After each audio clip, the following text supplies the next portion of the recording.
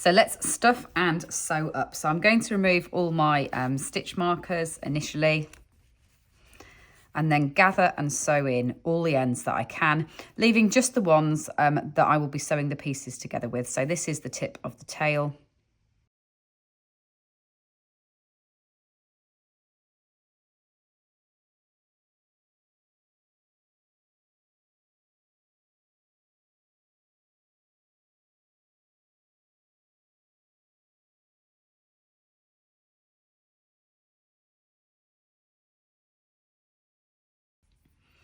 So I'm actually going to start by sewing in the panel on the back of the head. So it's really important that you've used a marker to mark this on the front. If you haven't though, the way that you'll see it is your colour changes will be over to this side. So where you need to sew this in is this panel here that runs down the back of the head. So just check that you've got your right side facing forwards. You will have a slightly more right side to wrong side like that. And then just sew this into place in line with the yellow colour change on the bottom, and then obviously your colour change between your red and your black at the top.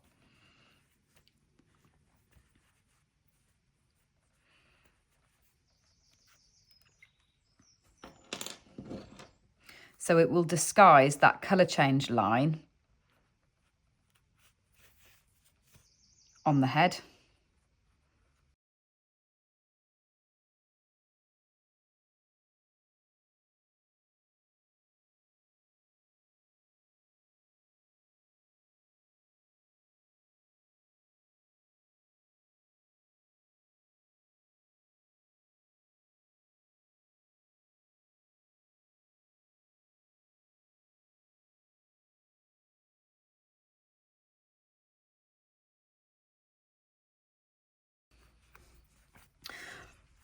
Right, so with that panel in place, let's sew up the top of the head.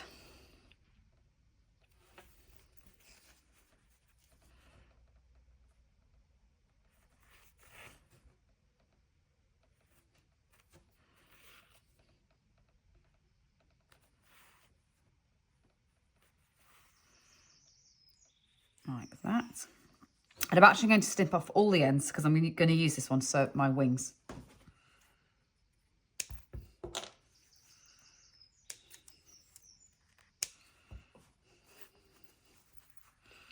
Right, so I'm going to now remove my centralizer because now it's going to be on positioning really in line with that panel to make sure that I've got it as symmetrical as possible. So first position my wings.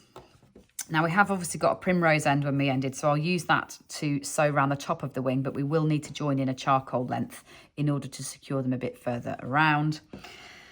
And what you want to do is line up this line here so that the panel off the primrose comes down and that continues as a line onto the wing, and that this primrose here, where it colour changes back into the charcoal, will meet the primrose on the bottom like that.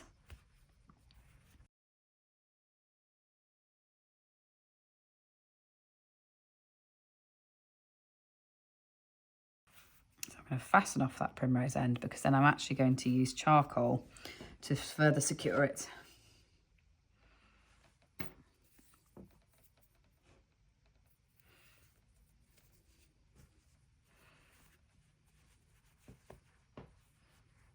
And you want the wings to be quite close together at the back, so they're almost touching like that.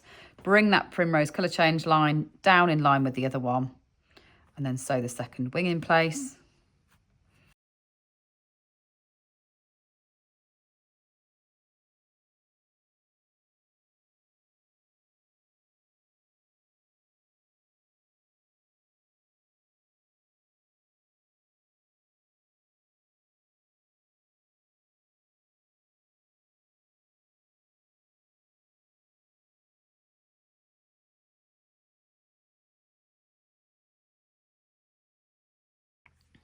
And if you want to, what you could do here at the back is just sew between that bottom of that headpiece and the top of this wing a few extra stitches like that. So then you'll get a continuous line of charcoal down onto the wing off the top of the head. So go through the other side.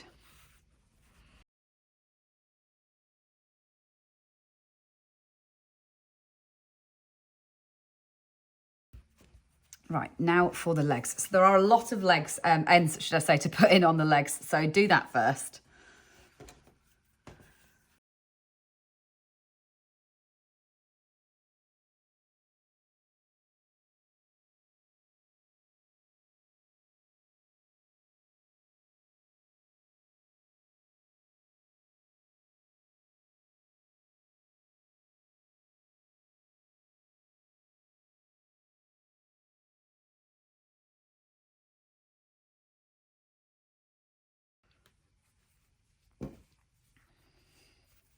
A little bit of stuffing into the top of the thigh.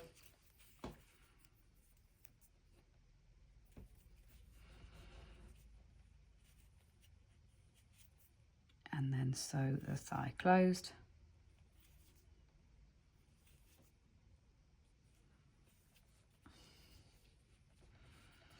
And then when you're positioning these legs into place, you've got four toes that are moving in separate directions like that. And what you need to do is line this up like this.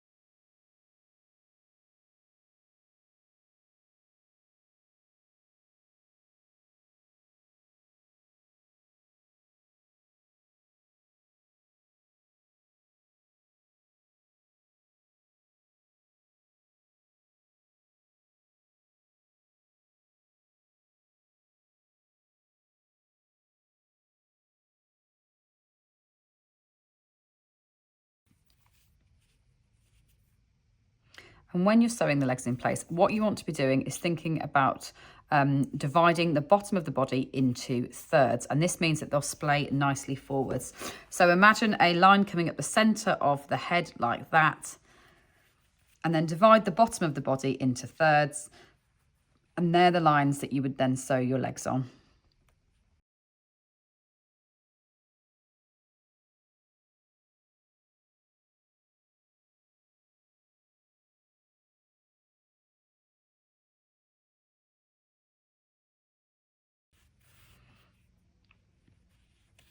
Right, so now let's sew on the tail.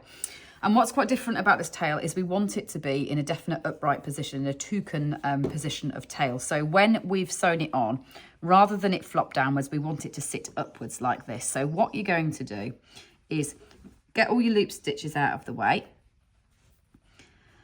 And then you can just do a couple of stitches through here to sew this flat, because that'll just make life a little bit easier, because you're only sewing one thing rather than two sides in. So position the tail in. It's the normal position of a tail, but rather than just sewing through the bottom, what we're then going to do, we're going to secure the bottom in first.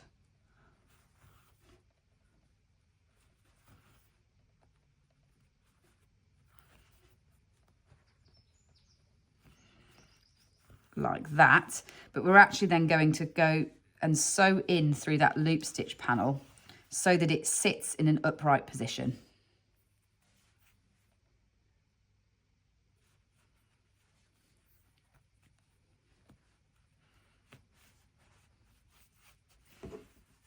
Like that.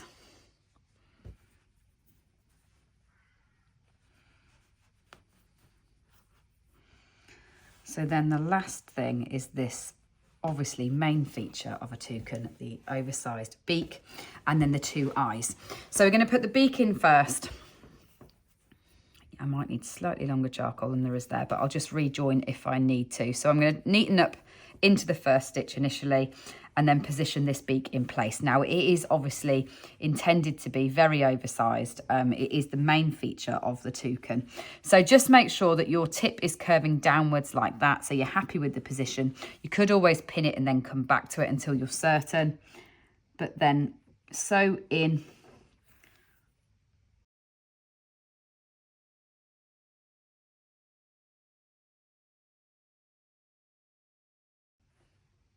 And what I really enjoy about this design actually is it's got lots of geometric colour changing when you look at the end result, but actually without any complex colour changing at all. It's all just straightforward, moving from one colour to another. And I think that's what I really enjoy about it, is you get the overall effect of block colour, but without having to do lots of complicated colour changing. So I'm just going to rejoin there and put a few more stitches in to secure that beak, just because my end wasn't quite long enough.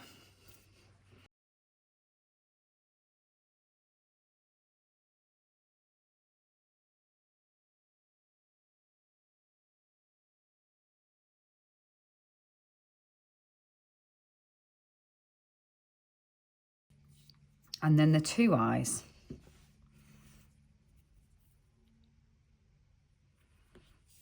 I'll just neaten up the circle by coming in through that stitch there.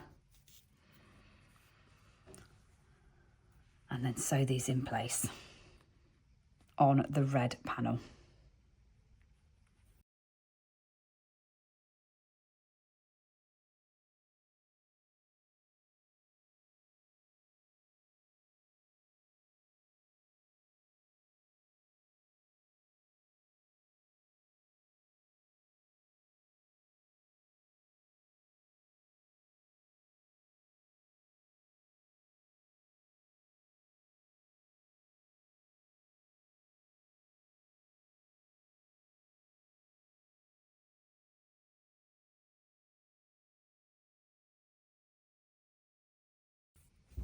Then using your length of black,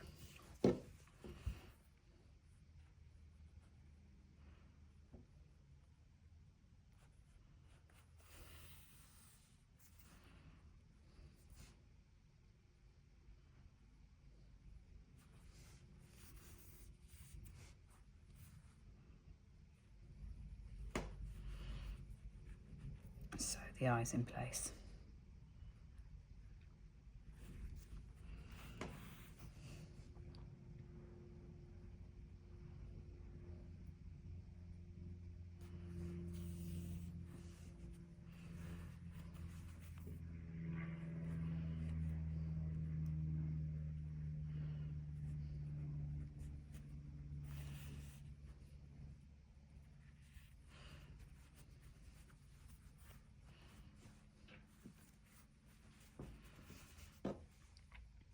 All done.